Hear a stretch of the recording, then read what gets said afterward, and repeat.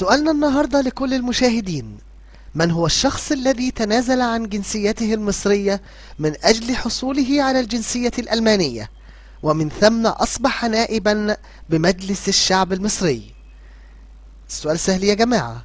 مين هو الشخص اللي تنازل عن الجنسية المصرية وباع وطنه وقال أنا مش مصري وقدم أقر بذلك علشان ياخد الجنسية الألمانية، وبعد كده لما السبوبة باظت في ألمانيا رجع مصر بعد ثورة يناير المقدسة طبعا اللي بنقدسها كلنا، طبعا ده ثورة يناير، وإيه أصبح عضو بمجلس الشعب المصري ونائبا عن الشعب عن قسم مصر الجديدة.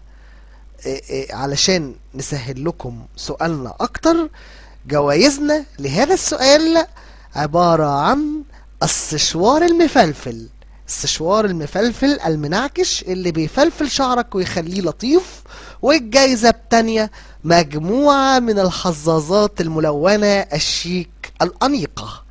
في تمييز للمصريين اللي هم من حملة الجنسية المزدوجة، وسواء كانت الجنسية المزدوجة بقرار واعي من المصري زي ما كان قراري ان انا اخد الجنسية الألمانية، زي ما كان قراري ان انا اخد الجنسية الألمانية، زي ما كان قراري ان انا اخد الجنسية الألمانية. في قانون الجنسية الألمانية لابد أن تتنازل عن جنسيتك المصرية. تاني، في القانون الألماني لابد لكي تحصل على الجنسية الألمانية لابد أن تتنازل عن جنسيتك المصرية. في تمييز للمصريين اللي هم من حملة الجنسية المزدوجة، وسواء كانت الجنسية المزدوجة بقرار واعي من المصري زي ما كان قراري ان انا اخد الجنسية الألمانية، زي ما كان قراري ان انا اخد الجنسية الألمانية، زي ما كان قراري ان انا اخد الجنسية الألمانية.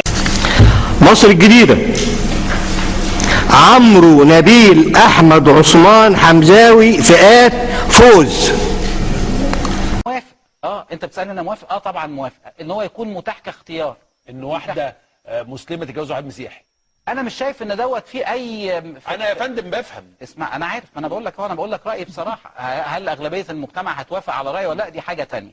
لكن عشان اكون متسق مع افكاري ومع قناعاتي، انا شايف ان الاختيار دوت لازم يكون متاح للمواطنه وللمواطن. ان من الافضل تغيير الماده الثانيه من دستور 71 باتجاه الاخذ في الاعتبار الشرائع السماوية المختلفة، يعني يبقى الإشارة إلى كل الشرائع السماوية أو الإشارة إلى شريعة مبادئ الشريعة كمصدر وليس المصدر، كمصدر أساسي للتشريع، وده اللي كان موجود قبل دستور 71 مصدر أساسي للتشريع، ومع الأخذ في الاعتبار الشرائع الأخرى الملزمة لقطاع من المصريين من غير المسلمين، المصريين المسيحيين بالأساس. في تمييز للمصريين اللي هم من حملة الجنسية المزدوجة، وسواء كانت الجنسية المزدوجة بقرار واعي من المصري زي ما كان قراري ان انا اخد الجنسية الألمانية، زي ما كان قراري ان انا اخد الجنسية الألمانية، زي ما كان قراري ان انا اخد الجنسية الألمانية. في قانون الجنسية الألمانية لابد أن تتنازل عن جنسيتك المصرية. تاني، في القانون الألماني لابد لكي تحصل على الجنسية الألمانية لابد أن تتنازل عن جنسيتك المصرية. مصر الجديدة: عمرو نبيل احمد عثمان حمزاوي فئات فوز.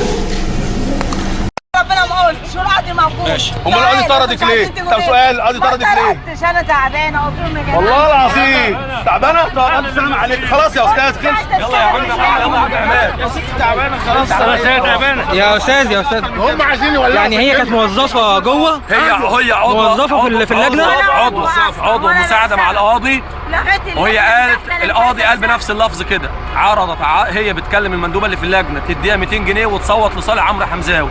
قالت للقاضي حتى القاضي قال لها ساعتها، قال لها ايه الكلام الفارغ اللي انت بتقوليه؟ ساذجه ولا ايه؟ يا استاذي القاضي استاذي